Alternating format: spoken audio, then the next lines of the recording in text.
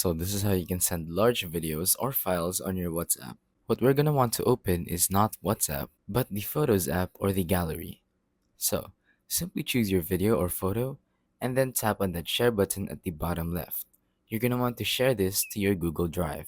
Make sure you have the Google Drive app so that you can send it through there. Simply tap on upload at the top right corner and wait for it to upload.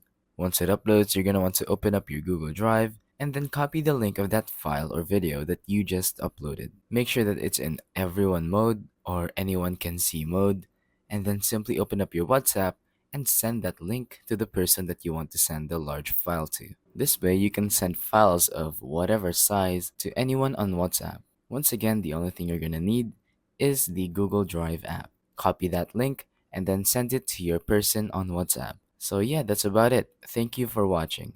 Don't forget to leave a like, subscribe, and let us know in the comments down below if the tutorial worked or if you have any questions. Thank you and goodbye.